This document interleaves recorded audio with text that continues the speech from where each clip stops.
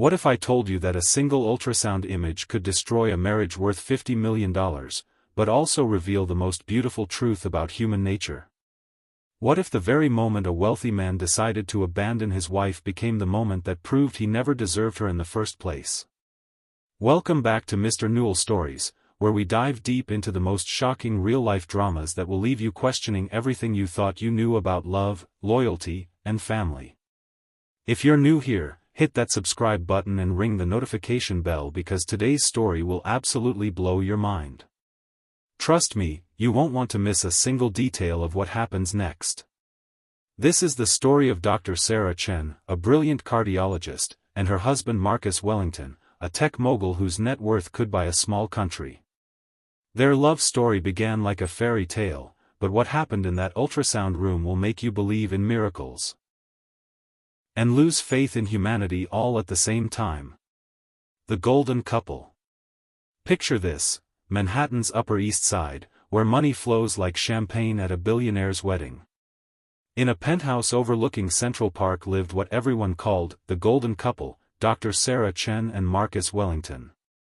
Sarah, at 32, was already head of cardiology at Mount Sinai Hospital, her delicate hands saving lives daily while her brilliant mind revolutionized heart surgery techniques. Marcus, 35, had built his tech empire from a college dorm room, creating the social media platform that connected half the world. They met at a charity gala. How perfectly cliché, right? Sarah was there representing the hospital's children's heart program. Marcus was the evening's biggest donor. When their eyes met across that crowded ballroom, witnesses later said it was like watching lightning strike twice in the same spot. Within 6 months, they were engaged. Within a year, married in a ceremony that made the cover of Vanity Fair. For 3 years, they were Manhattan royalty. Sarah continued saving lives while Marcus conquered Silicon Valley. Their penthouse became the epicenter of New York's elite social scene. But behind the designer gowns and charity galas, Sarah carried a secret pain that was slowly eating away at her perfect facade. The hidden struggle. You see, Sarah and Marcus had been trying to have a baby for over 2 years. Month after month, pregnancy test after pregnancy test came back negative. For a woman who could repair the most complex heart defects, who could bring people back from the brink of death, the inability to create life felt like the cruelest irony. Marcus, initially supportive, began to change. The man who once called her his miracle worker started making hormones that made Sarah's body feel foreign to her. Procedures that turned the most intimate aspects of their marriage into clinical appointments. Marcus grew distant, spending more time at his office, taking longer business trips. The charity events continued, but now Sarah attended many alone, fielding whispered questions about when they'd start a family with a smile that never reached her eyes. The breaking point. Then came the night that changed everything. Sarah had just finished a 16-hour surgery, saving the life of a 7-year-old girl with a congenital heart defect. Exhausted but exhilarated by the successful operation, she came home to find Marcus in his study, surrounded by legal documents. "We need to talk," he said, not even looking up from his papers. Sarah's heart, the same heart that remained steady during the most critical surgeries, began to race. She knew that tone. She'd heard it in hospital corridors when doctors delivered devastating news to families. "I've been thinking about our situation," Marcus continued, finally meeting her eyes. "This isn't working, Sarah. The treatments, the stress, the constant disappointment. I think we need to consider that maybe we're not meant to be parents."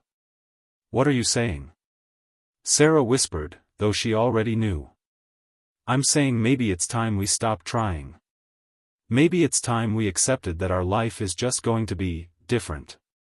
But Sarah heard what he wasn't saying. She saw it in his eyes, in the way he'd been pulling away. Marcus wasn't just giving up on having children, he was giving up on her. That night, as Sarah lay awake staring at the ceiling while Marcus slept peacefully beside her, she made a decision that would change both their lives forever. She was going to try one more time, but this time, she wouldn't tell him. This time, she would face whatever came next alone. Little did she know that in just 3 weeks, she'd be sitting in Dr. Rodriguez's office, staring at an ultrasound screen that would reveal something so extraordinary, so impossible, that it would shatter everything she thought she knew about her own body, and her husband's true character. 3 weeks later, Sarah sat in the waiting room of Dr. Elena Rodriguez, the city's most renowned fertility specialist. Her hands trembled slightly as she filled out the familiar forms, but this time felt different. This time, she wasn't here with Marcus. This time, she was here for herself. Dr. Rodriguez had been Sarah's medical school classmate, one of the few people who understood the unique pressure of being a woman in medicine. When Sarah called asking for a private consultation, Elena didn't ask questions, she simply made room in her schedule. "Sarah," Dr. Rodriguez said as she entered the examination room, "I have to ask, does Marcus know you're here?" Sarah shook her head. "I need to know if there's anything else we can try." Anything at all. What Sarah didn't tell her friend was that she'd already found the divorce papers. Hidden in Marcus's desk drawer, already filled out, waiting only for his signature. The man she'd loved for 4 years, the man she'd built a life with, was planning to leave her. But she needed to know, for her own peace of mind, if motherhood was truly impossible. The examination began like dozens of others Sarah had endured. Blood work, physical exam, the familiar cold gel on her abdomen as the ultrasound wand moved across her skin. Dr. Rodriguez chatted casually as she worked, discussing new techniques, mutual colleagues, anything to keep Sarah's mind off the procedure. But then Dr. Rodriguez went silent. Sarah, who had learned to read medical professionals' expressions like a second language, immediately noticed the change. "Elena? What is it?" Dr. Rodriguez was staring at the ultrasound screen, her brow furrowed in concentration. She adjusted the machine, moved the wand to a different position, then stared at the screen again. "Sarah," she said slowly, "when was your last period?"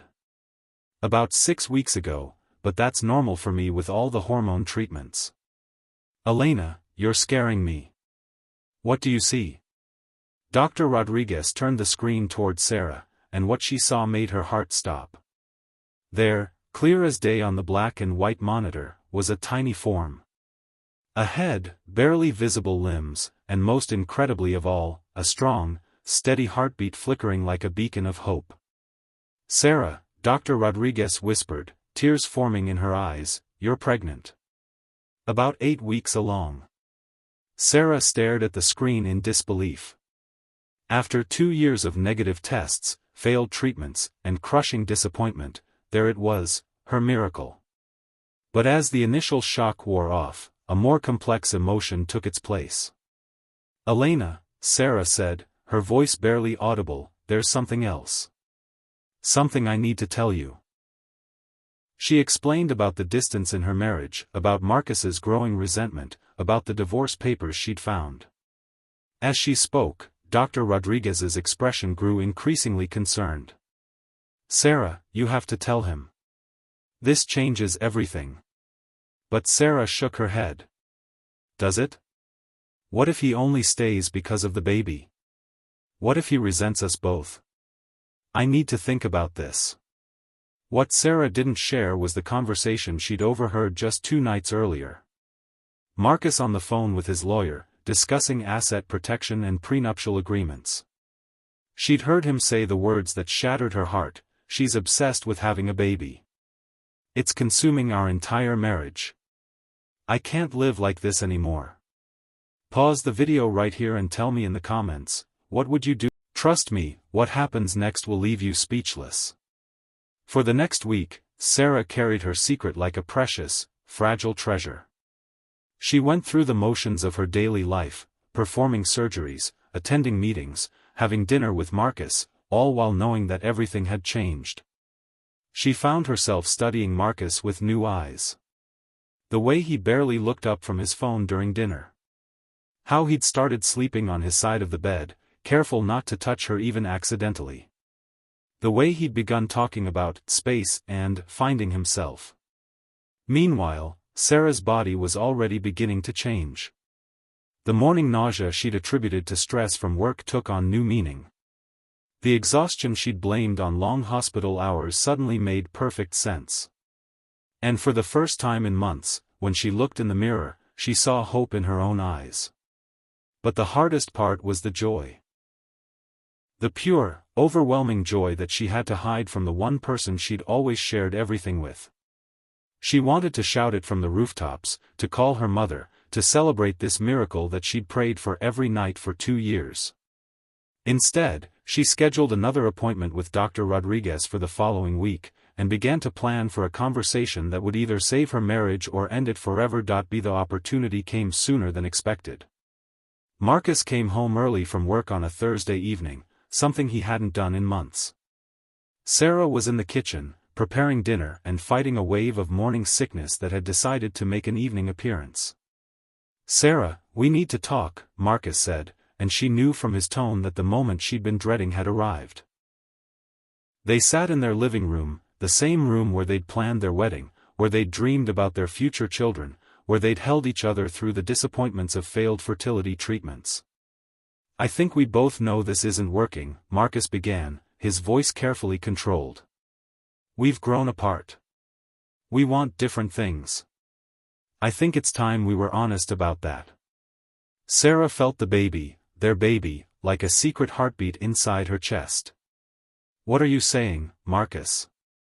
"I'm saying I think we should separate. Take some time apart. Figure out what we really want from life." The words hung in the air between them like a death sentence.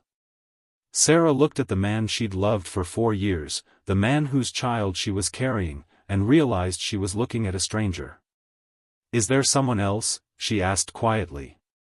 Marcus had the decency to look uncomfortable. "It's not about someone else. It's about us. About how we've become people we don't recognize." But Sarah saw the truth in his eyes. There was someone else. While she'd been pouring her heart into trying to create life with him, he'd been creating a life without her. That night, Sarah made a decision that would test everything she believed about love, loyalty, and the true meaning of family. She was going to tell Marcus about the baby, but not in the way he expected. She was going to give him a choice that would reveal his true character once and for all. What she planned would either prove that the man she married still existed somewhere inside the stranger sitting across from her, or it would free her to build the life she and her child deserved. The next morning, Sarah called in sick to the hospital for the first time in 3 years. She spent the day planning what she would say, how she would say it, and most importantly, how she would handle whatever Marcus's reaction might be. She decided to tell him that evening, after dinner, in the same living room where he'd asked for a separation. But she wouldn't just tell him about the pregnancy, she would give him a choice that would reveal everything about the man he'd become. Sarah prepared Marcus's favorite meal, set the table with their wedding china, and waited for him to come home. When he walked through the door at 7:30, he looked surprised by the effort she'd made. "What's all this?" he asked, gesturing to the candlelit dinner. "I wanted to talk to you about what you said yesterday," Sarah replied, her voice steady despite the storm of emotions inside her. They ate in relative silence, making small talk about work and current events, both avoiding the elephant in the room. Finally, as Sarah cleared the dishes, she took a deep breath and began. "Marcus, before we make any final decisions about our marriage, there's something you need to know." Sarah sat back down across from her husband and pulled out a manila envelope. Inside were the ultrasound photos from her appointment with Dr. Rodriguez, along with the blood test results confirming her pregnancy. "I'm pregnant," she said simply, sliding the envelope across the table. The color drained from Marcus's face as he opened the envelope and stared at the ultrasound images. For a long moment, he said nothing, just looked at the tiny form on the black and white photos.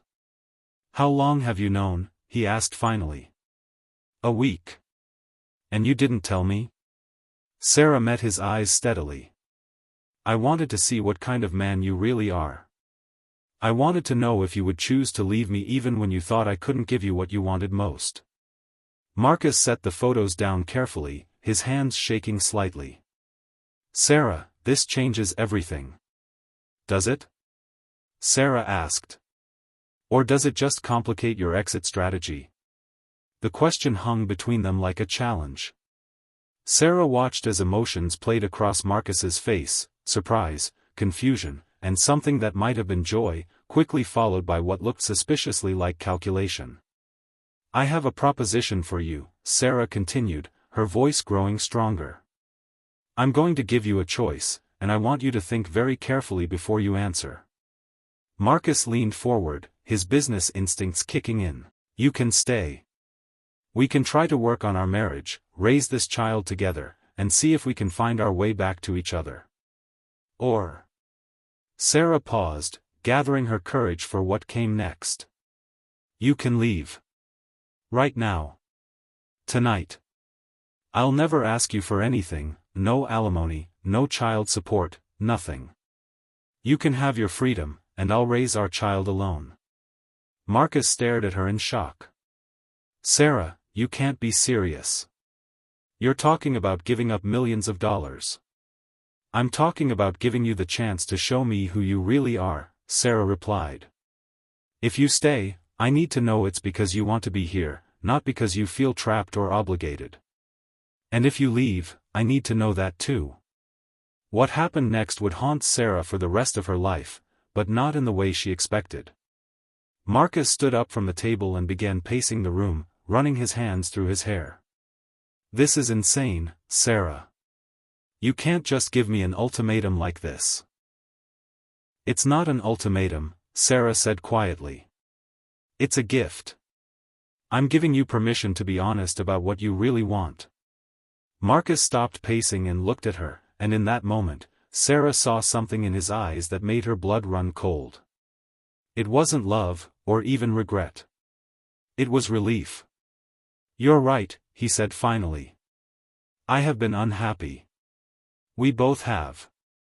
Maybe this is for the best. Sarah felt something inside her chest crack, but she kept her voice steady. So what's your choice? Marcus looked at the ultrasound photos one more time, then back at his wife. I think you and the baby deserve better than someone who isn't sure. I think you deserve someone who chooses you every day, not someone who feels trapped. So you're leaving, Sarah said. It wasn't a question. I'm leaving, Marcus confirmed. But Sarah, I want you to know that this isn't about the baby. This is about us. About how we've grown apart. But Sarah knew better. She saw the relief in his eyes, the way his shoulders relaxed as he made his decision.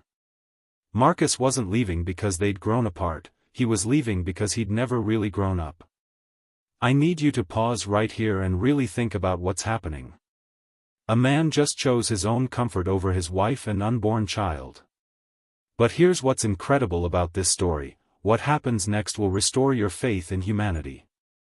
If this story is hitting you as hard as it's hitting me, please hit that like button and let me know in the comments what you think of Marcus's decision. And stick around, because Sarah's response is going to absolutely blow your mind. What Marcus expected was tears, pleading, maybe, then raised it in a toast. I'm celebrating, she said. Celebrating what?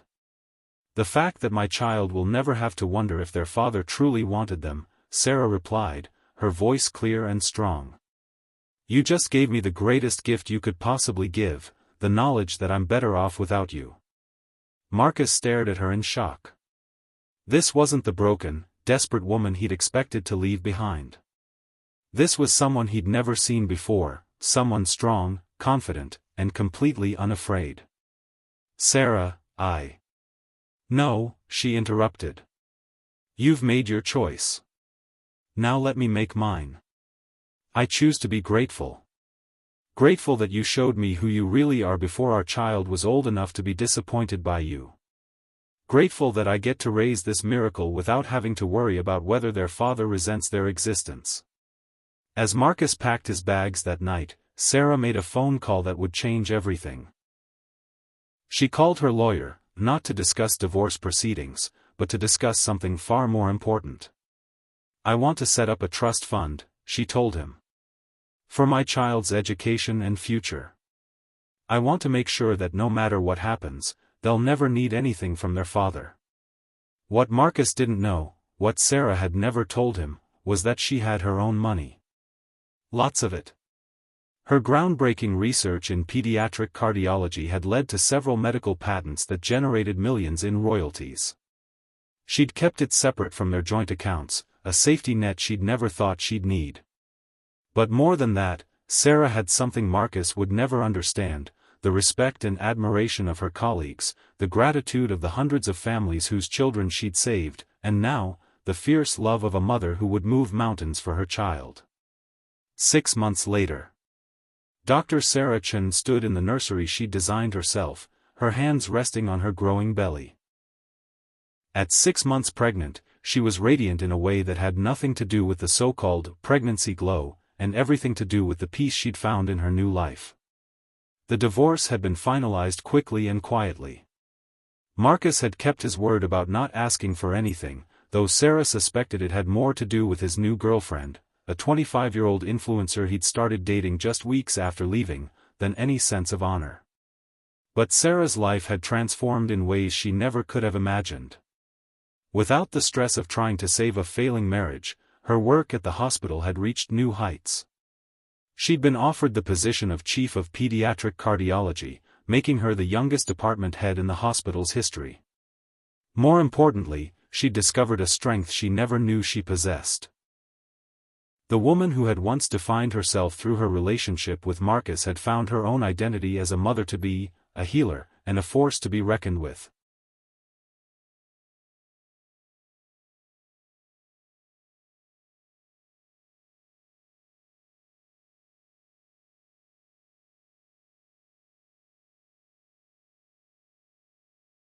What surprised Sarah most was how much support she received once people learned about her situation. Her colleagues at the hospital rallied around her, offering everything from babysitting services to home-cooked meals. Her parents, initially shocked by the divorce, became her fiercest champions once they understood what had happened, but the most unexpected support came from Marcus's own family. His mother, Catherine Wellington, had been horrified when she learned about her son's decision. She'd called Sarah personally to apologize and to ask if she could remain part of the baby's life. "That child is my grandchild," Catherine had said, tears in her voice. "And you, my dear, are twice the person my son will ever be." Even Marcus's business partners had reached out, several of them offering Sarah positions on their boards or investment opportunities. It seemed that Marcus's reputation in the business community had suffered far more from his personal choices than Sarah's had. One evening in her 7th month, Sarah was reviewing patient files when her doorman called to announce a visitor. She wasn't expecting anyone, but when she heard the name, her blood ran cold. Marcus was downstairs, asking to see her. Sarah's first instinct was to refuse, but curiosity got the better of her. What could he possibly want after all this time? When she opened the door, she barely recognized the man standing in her hallway. Marcus looked haggard, older somehow, with dark circles under his eyes and a defeated posture she'd never seen before. "Hello, Sarah," he said quietly. "Marcus. What are you doing here? I wanted to see how you were doing." "To see?" His eyes dropped to her obviously pregnant belly, "To see how the baby is." Sarah stepped aside to let him in, more out of shock than invitation. "The baby is fine. I'm fine. We're both doing very well without you." Marcus winced at the directness of her words. "Sarah, I've been thinking a lot about what happened. About the choices I made. And I think I made a mistake." Sarah looked at the man she'd once loved more than life itself and felt nothing. No anger, no hurt, no longing. Just a mild curiosity about what had brought him to her door. "What kind of mistake?" she asked. Marcus sat down heavily on her couch, the same couch where they'd once planned their future together. "I thought I wanted freedom. I thought I wanted a life without complications, without the pressure of trying to be someone I wasn't sure I could be. And now? Now I realize that what I had with you was real. What I have now. He shook his head. It's empty, Sarah. It's all surface, no substance. Sarah sat down across from him, her hands instinctively moving to her belly. So what are you saying, Marcus? I'm saying I want to come back. I want to be part of this, part of our family. I want to be the father this baby deserves. The silence that followed was deafening. Sarah looked at Marcus, really looked at him, and saw not the confident, successful man she'd married, but someone desperate and lost. No, she said simply. Marcus looked up in shock. No? No, Marcus. You don't get to come back. You don't get to decide that now, when it's convenient for you, you want to be a father. You made your choice when you walked out that door. But Sarah, I love you. I love our baby. Sarah shook her head sadly. You love the idea of us. You love the safety net we represent now that your new life isn't working out. But you don't love us enough to have stayed when things were hard. What Sarah told Marcus next would stay with him for the rest of his life. Do you want to know what I've learned in the past 7 months? She asked. I've learned that love isn't just a feeling, it's a choice. Every day, you choose to love someone or you don't. You choose to stay or you leave. You choose to fight for your family or you choose to walk away. She stood up, her hand on her belly, and looked down at the man who had once been her whole world. You chose to leave when you thought I couldn't give you what you wanted. You chose your own comfort over our marriage. And now you want to choose to come back because your other choice didn't work out. Marcus opened his mouth to protest, but Sarah held up her hand. But here's the thing, Marcus, I get to choose too. And I choose to protect my child from someone who sees love as conditional. I choose to surround them with people who will choose them every single day, not just when it's convenient. As Marcus left that night, Sarah made one final decision that would ensure her child's future in a way that would shock everyone who knew the story. What she did next would not only secure her baby's inheritance but would also teach Marcus a lesson about the true cost of his choices. 3 months later, Dr. Sarah Chin gave birth to a healthy baby girl she named Hope Catherine Chin, hope for the future she was building, Catherine in honor of Marcus's mother, who had become like a second mother to Sarah. The birth was attended by Sarah's parents, Catherine Wellington, and Dr. Rodriguez, who had become not just Sarah's doctor but one of her closest friends. Notably absent was Marcus, who had sent flowers and a card but had respected Sarah's wishes to stay away. As Sarah held her daughter for the first time, she felt a completeness she had never experienced before. This tiny person, with her perfect fingers and toes, her shock of dark hair and her father's eyes, was everything Sarah had dreamed of and more. But what no one in that room knew was that Sarah had one final surprise that would change everything. A week after Hope's birth, Sarah's lawyer arrived at the hospital with documents that would secure her daughter's future in ways no one could have imagined. Sarah had established a trust fund for Hope, but not just any trust fund. And some very smart investments. Sarah had created a fund worth over $20 million, more than enough to ensure Hope would never want for anything. But the real shock came in the terms of the trust. If Marcus ever tried to claim parental rights or seek custody, the entire fund would be donated to charity, and Hope would inherit Sarah's medical practice and research instead. However, if Marcus chose to stay away and allow Sarah to raise Hope in peace, Hope would inherit everything on her 18th birthday, making her one of the wealthiest young women in the country. It was Sarah's final gift to her daughter, the assurance that she would never have to depend on anyone who didn't choose to love her unconditionally. But the story doesn't end there. Because 6 months after Hope's birth, something happened that no one saw coming. Marcus, who had been living his free life with his young girlfriend, made a decision that shocked everyone who knew him. He signed away all parental rights to Hope, not because Sarah asked him to, but because he finally understood what Sarah had been trying to tell him. In a letter he sent to Sarah, he wrote, I realize now that being a father isn't about biology or legal rights. It's about showing up every day, making sacrifices, and putting someone else's needs before your own. I've never been that person, and I don't know if I ever could be. Hope deserves better than someone who might choose to leave again when things get hard. The letter continued, I'm not asking for forgiveness, because I don't deserve it. I'm not asking for a second chance, because I already wasted the first one. I'm just asking that someday, when Hope is old enough to understand, you tell her that her father loved her enough to let her go. And that, my friends, is where our story ends, but also where it begins. Because sometimes the most beautiful love stories aren't about two people finding each other. Sometimes they're about one person finding the strength to choose themselves and their child over someone who couldn't choose them back. If this story moved you the way it moved me, please hit that like button and share it with someone who needs to hear it. And don't forget to subscribe to Mr. Newell Stories for more incredible tales of love, loss, and the strength of the human spirit. Because every story we tell here proves that sometimes the ending we didn't plan turns out to be exactly the beginning we needed. 5 years later.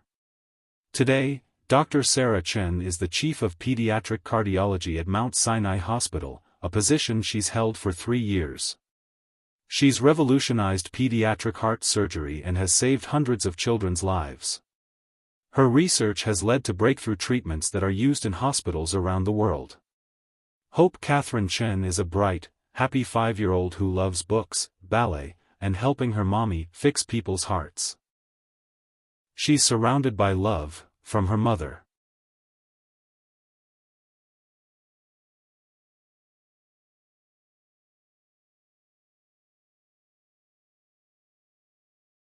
Her grandmother Catherine, who visits every week, her aunts and uncles from the hospital who've become her chosen family, and the countless patients' families who consider Sarah and Hope part of their extended family. Marcus remarried his young girlfriend, but the marriage lasted less than 2 years. He's currently on his 3rd relationship since leaving Sarah, still searching for something he's never quite able to find. He's never tried to contact Sarah or Hope again, keeping his word about staying away. But perhaps the most beautiful part of this story is what Sarah discovered about herself.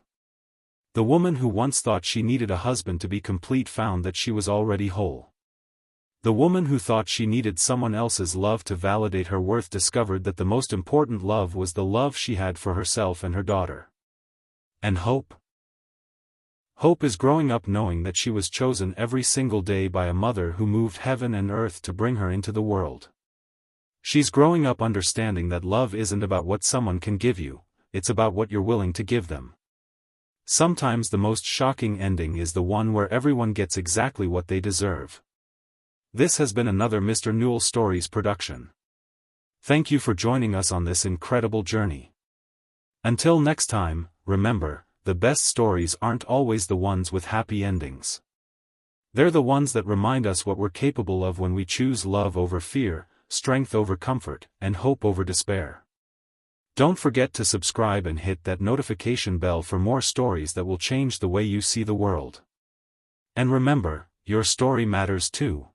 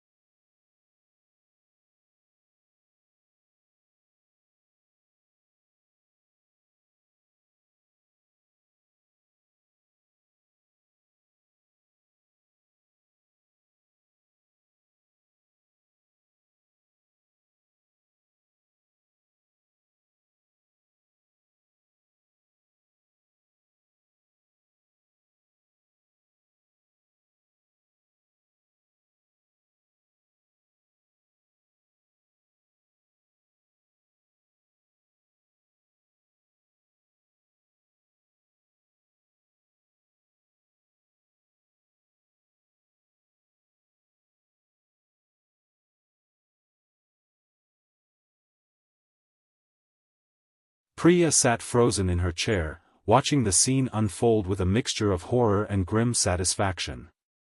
Part of her wanted to call for help, to summon the household staff, to somehow undo what she had set in motion. But a larger part, the part that had been systematically crushed and humiliated for the past hour, felt only a cold sense of justice. This was what happened to men who treated women like property. This was the price of cruelty disguised as tradition. Arjun collapsed to his knees, his wedding clothes rumpled and stained. His attempts to speak became increasingly desperate and incoherent. The same mouth that had spoken so lovingly to another woman while degrading his wife now produced only choking sounds and bloody foam. The noise, though muffled by the thick walls of the Haveli, was finally loud enough to attract attention. Heavy footsteps thundered up the stairs as family members and servants rushed toward the bridal suite. Arjun Bhai. Are you alright?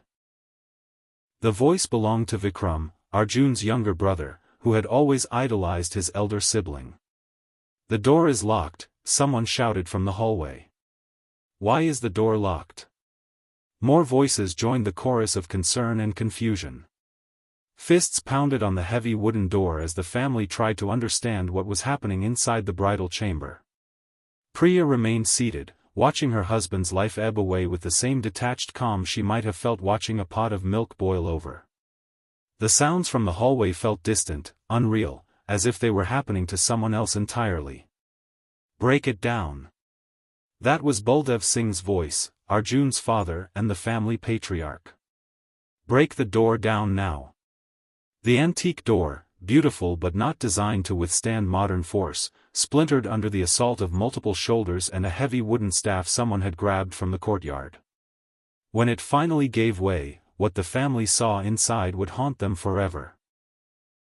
Arjun lay convulsing on the marble floor, his body racked with spasms as the poison completed its deadly work.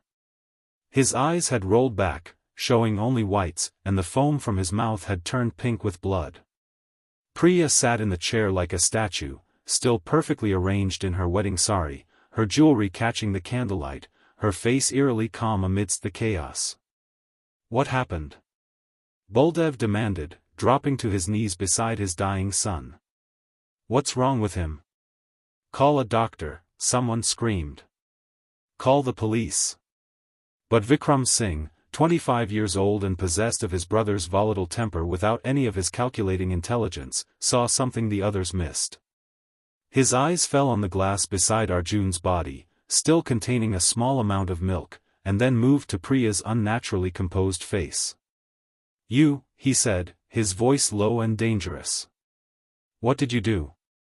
The question hung in the air like an accusation. Even as family members continued to panic around Arjun's deteriorating form. Attention began to shift toward the new bride who sat so still amidst the chaos. I asked you a question. Vikram roared, his face contorting with rage. What did you do to my brother? When Priya finally spoke, her voice was steady and clear. I gave him nourishment and care. Just as he requested. The words, delivered with such calm precision, were like lighting a fuse. Vikram's face went from red to purple as the implication sank in. You poisoned him, he said, not really asking. You poisoned my brother on his wedding night. Vikram, don't be ridiculous, his mother interjected, but her voice lacked conviction. The scene was too strange, Priya's demeanor too unnatural, the timing too coincidental. Arjun's convulsions were weakening now, his body approaching the final stages of toxic shutdown. Even if a doctor had been standing in the room, it would have been too late to save him. Vikram looked from his dying brother to the woman who had supposedly loved him enough to marry him. Everything about the moment felt wrong, poisoned, just like the milk glass that lay beside Arjun's motionless form. You murdered him, he whispered, the realization hitting him like a physical blow. You actually murdered him. What happened next would forever change the nature of this tragedy from a single poisoning to something far more brutal and complex. Vikram lunged at Priya with the fury of a man who had just watched his hero die. His hands wrapped around her throat as he screamed incoherently about justice and family honor. The other family members, shocked by the sudden violence, were too slow to react. But Priya, despite her small stature, had not survived 23 years in a world hostile to women without developing some survival instincts. As Vikram's hands tightened around her neck, she managed to break free and stumble toward the door. Vikram followed, his grief and rage transforming him into something feral. He grabbed a decorative knife from the room's ceremonial display, a curved blade that had belonged to his grandfather, and raised it above his head. "If you killed my brother," he snarled, "then you can join him." The first cut slashed across Priya's forearm as she raised it to defend herself. Blood spattered across her white and gold bridal bangles, creating a horrific contrast that would be seared into the memory of everyone present. "Stop him." Baldev finally found his voice. "Vikram, stop." But grief and alcohol and family loyalty had transformed the younger Singh's son into an instrument of vengeance. The knife rose and fell again, this time catching Priya across the shoulder, tearing through the expensive silk of her wedding sari and into the flesh beneath. Priya's screams, the first sounds of genuine emotion she had made since the poisoning began, finally galvanized the other family members into action. 3 uncles and a cousin threw themselves at Vikram, wresting the bloody knife from his hands while Priya collapsed against the wall. Her bridal finery now soaked with blood. The room that had been decorated for love and new beginnings was now a scene from a nightmare. Arjun lay still and grey on the floor, beyond all help. Priya slumped against the wall, bleeding from multiple wounds, her breath coming in shallow gasps. Blood had spattered across the scattered rose petals and pooled between the marble tiles. And in the center of it all sat an empty glass that had once contained milk, cardamom, sugar, and enough rat poison to end a life. The sound of sirens in the distance announced that someone had finally thought to call for help, but it was too late to save anyone. Too late for Arjun, who had died with his girlfriend's phone number still displayed on his cell phone screen. Too late for Priya, whose desperate act of self-preservation had trapped her in a web of consequences that would extend far beyond this blood-soaked room. The poison had done its work. But the bloodshed was just beginning. The first police officer to enter the bridal suite would later describe it as the most disturbing crime scene of his 20-year career. The contrast between the room's romantic decorations and the violence that had occurred there created a tableau that seemed designed by a particularly twisted artist. Arjun Singh lay dead beside an overturned chair, his wedding clothes stained with vomit and blood, his face frozen in a final expression of shock and pain.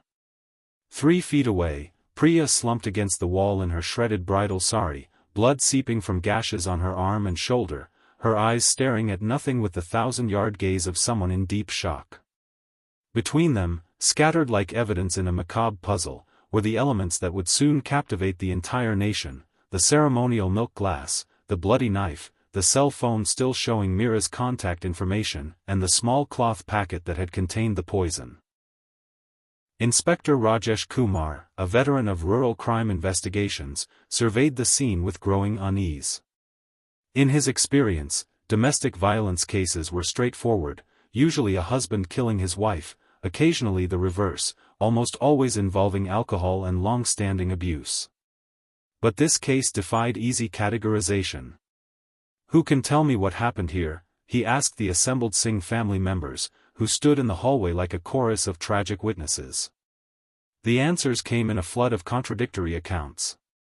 Baldev Singh, struggling to maintain his dignity while mourning his eldest son, insisted that Priya had murdered Arjun in cold blood. Vikram, nursing scratches from where his relatives had restrained him, demanded that the killer bride be immediately arrested and charged with murder. But other voices began to complicate the narrative. Servants whispered about Arjun's drinking and violent temper. Neighbors mentioned rumors about another woman in Delhi. Even some Singh family members, once the initial shock wore off, began to question whether the story might be more complex than it first appeared. The real breakthrough came when Inspector Kumar interviewed Kavya, Priya's young cousin, who had been helping with wedding preparations. Terrified but ultimately truthful, she admitted to providing the rat poison.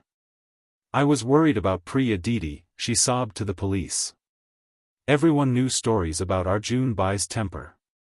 I thought if he tried to hurt her, she could threaten him with it. I never thought she would actually use it. The admission transformed the case from simple murder to something far more complicated. If Priya had been given the poison for self-defense, if Arjun had indeed threatened or abused her on their wedding night, then the legal and moral calculations shifted dramatically. When Inspector Kumar finally interviewed Priya at the hospital where she was being treated for her knife wounds, he met a woman transformed. The composed figure who had sat calmly watching her husband die was gone, replaced by someone fragile and traumatized but determined to tell her story. He told me I was property, she said, her voice barely above a whisper. Not a wife. Not a person. Property that he would use when convenient and ignore otherwise. He was on the phone with his pregnant girlfriend, telling her how much he loved her while I sat there in my wedding sari, realizing that my entire life was going to be a lie. She described Arjun's cruel revelations, his threats against her family, his casual dismissal of her humanity. The story painted a picture of psychological torture that made the poisoning seem less like premeditated murder and more like a desperate act of self-preservation. But the Singh family had their own narrative, and they had resources to make it heard. Within hours of Arjun's death, their lawyers were painting Priya as a cold-blooded killer who had seduced and murdered an innocent man for money and status. They pointed to the premeditated acquisition of poison, the calculated way she had prepared and served the fatal drink, and her unnaturally calm behavior afterward. The media descended on Rajnagar like a swarm of locusts. Within days, the story had acquired national attention, with competing headlines that revealed more about India's cultural divisions than about the actual facts of the case. Conservative newspapers called her the Black Widow of Uttar Pradesh and demanded strict punishment for women who betrayed the sacred institution of marriage. Progressive publications dubbed her the Rebel Bride and used her case to highlight the endemic problems of forced marriages and domestic abuse. Television debates raged nightly, with panels of experts arguing about everything from women's rights to traditional values to the effectiveness of India's legal system in protecting vulnerable populations. The most compelling voice in Priya's defense came from Dr. Sunita Sharma, no relation. A prominent women's rights activist who had fought dozens of similar cases across northern India. We cannot discuss this case without acknowledging the context, Dr. Sharma argued during one televised debate. A young woman was sold into a marriage where she was immediately informed she would be treated as property, threatened with violence if she resisted, and forced to watch her husband demonstrate his love for another woman. What Priya Singh did was not murder, it was revolt. The opposing view was articulated by advocate Ramesh Gupta, representing the Singh family: murder is murder, regardless of motive. If we excuse killing because the perpetrator claims emotional distress, we undermine the very foundations of law and order. Priya Singh had alternatives. She could have left, she could have sought help, she could have endured until circumstances improved. Instead, she chose to take a life, and she must face the consequences. The debate revealed fault lines that ran deep through Indian society. Urban, educated voices largely sympathized with Priya, seeing her as a victim of patriarchal oppression who had fought back in the only way available. Rural, traditional voices viewed her as a dangerous example of what happened when women were given too much freedom to resist their designated roles. The trial itself became a circus. Priya, now recovered from her physical wounds, sat in the defendant's chair wearing simple cotton saris instead of the elaborate silks that had marked her as a Singh family daughter-in-law. Her transformation from decorated bride to accused killer was complete. The prosecution's case was straightforward: premeditation, acquisition of poison, deliberate preparation of the fatal drink, and the defendant's own confession. They argued for murder in the first degree, demanding life imprisonment. The defense strategy was more complex. They couldn't deny that Priya had killed Arjun. The evidence was overwhelming. Instead, they argued for culpable homicide not amounting to murder, claiming that her actions were the result of sudden and grave provocation combined with temporary loss of reason. Key witnesses painted conflicting pictures of both victim and perpetrator. Former classmates of Arjun testified about his violent streak and drinking problems. Priya's teachers and friends described a gentle, intelligent woman who had never shown any signs of violent tendencies. The most devastating testimony came from Meera Jain, Arjun's girlfriend in Delhi, who had been summoned by the defense. Heavily pregnant and clearly uncomfortable, she confirmed that Arjun had called her on his wedding night to assure her that the marriage was purely political and that he would return to Delhi as soon as possible. "He told me the village girl meant nothing to him," she testified reluctantly. "He said she was just a political arrangement and that I shouldn't worry about her affecting our relationship." Her words, delivered in front of packed courtrooms and television cameras, provided crucial corroboration for Priya's account of that devastating wedding night conversation. After 6 months of testimony, legal arguments, and media spectacle, the judge finally delivered his verdict. The courtroom was packed beyond capacity, with crowds of protesters from both sides gathering outside the courthouse. "This court finds the defendant guilty of culpable homicide not amounting to murder," Judge Krishnan announced. While the defendant's actions resulted in the death of her husband, the evidence suggests that these actions were precipitated by severe emotional and psychological trauma inflicted on the wedding night in question. Priya was sentenced to 10 years in prison, a compromise that satisfied no one but reflected the complex moral terrain of the case. What's your verdict? Like this video if you think justice was served, or let me know in the comments if you disagree. Because the consequences of that night in Rajnagar were far from over. 10 years is a long time in a village like Rajnagar, but not long enough to forget the night that changed everything. As I stand here today, wrapping up this story that has haunted me since I first heard it, I can't help but think about the ripple effects that continue to spread outward from that blood-soaked bridal suite.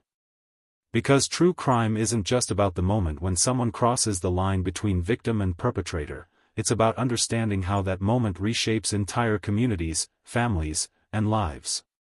Priya Singh served 8 years of her 10-year sentence before being released on good behavior. Prison, ironically, became the first place in her adult life where she was judged purely on her actions rather than her relationship to men. She taught literacy classes to other inmates, completed a master's degree in social work through a distance learning program, and became an advocate for women facing domestic violence charges. But freedom, when it finally came, proved more complex than incarceration. The woman who emerged from prison was not the frightened bride who had entered that wedding suite in 2016. Priya, she had legally dropped the Singh surname, was now 31 years old, educated, articulate, and carrying the weight of a story that had made her famous throughout India. Yet she was also unmarriageable in the traditional sense, unemployable in conventional roles, and forever marked as the woman who had poisoned her husband on their wedding night. She now works for a Delhi-based NGO that provides legal aid to women in abusive marriages. Her colleagues say she has an uncanny ability to recognize the signs of desperation in other women, the specific kind of trapped panic that drives people to consider impossible choices. "I can see it in their eyes," she told a journalist in a rare interview last year. That moment when they realize that the life they've been promised is actually a carefully constructed prison. "I try to help them find doors I couldn't see when I was in their position." The Singh family's story took a darker turn. Baldev Singh, the patriarch who had orchestrated the marriage for political gain, lost the local elections he'd been so determined to win. The scandal made his family name toxic in regional politics, and their influence waned steadily over the following years. Vikram Singh, whose attack on Priya had left permanent scars on both their bodies, struggled with alcoholism and depression in the aftermath of his brother's death. He was never prosecuted for the assault, thanks to his family's influence and the general feeling that his actions were understandable given his grief. But those who knew him said the guilt ate away at him like acid. In 2021, exactly 5 years after his brother's death, Vikram was found dead in his room at the family Haveli. The official cause was listed as accidental overdose, but many in the village believed it was suicide.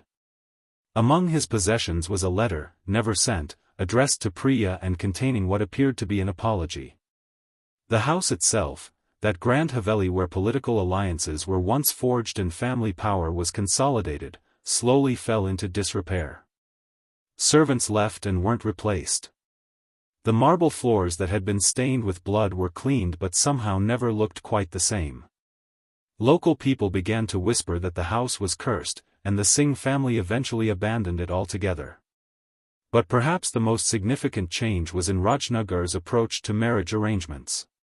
Parents who had once focused solely on financial and social compatibility began asking different questions. Young women who might have once submitted silently to unwanted matches started speaking up. The story of the poisoned bride became a cautionary tale told in hushed voices at women's gatherings, but also a source of dark inspiration for those facing impossible choices. The case also sparked changes in how India's legal system approaches domestic violence and forced marriage cases. Law schools now study Priya's case as an example of how traditional legal categories can fail to capture the complexity of gender-based violence. Several states have implemented new protocols for investigating domestic homicides that take into account the psychological context of the relationship. Meera Jain, Arjun's girlfriend in Delhi, raised their child alone and never spoke publicly about the case again after her courtroom testimony. But that single appearance, where she confirmed Arjun's cruel dismissal of his wife, may have been the most crucial factor in preventing Priya from facing murder charges. The child, now 8 years old, will grow up knowing that their father died on his wedding night and that their existence was used as a weapon to torture another woman. The psychological implications of that knowledge remain to be seen. Dr. Sunita Sharma, the women's rights activist who championed Priya's cause, used the case to establish the Priya Foundation, which provides legal aid and psychological counseling to women in abusive arranged marriages. The foundation has handled over 500 cases in the past decade, helping women find alternatives to both submission and violence. Priya's story could have ended differently, Dr. Sharma often says in her speeches. If she had been able to access help, if someone had explained her legal rights, if there had been a support system in place for women in her situation. The tragedy isn't just what she did, it's that she felt she had no other choice. And what about the broader questions this case raises? How do we balance respect for cultural traditions with protection of individual rights? When does arranged marriage become forced marriage? What do we owe to women trapped in situations where every choice seems impossible? These are questions that communities across India, and across the world, are still grappling with. Priya's story offers no easy answers, but it does provide a stark reminder that when society creates impossible situations for vulnerable people, the results can be devastating for everyone involved. The village of Rajnagar looks peaceful today.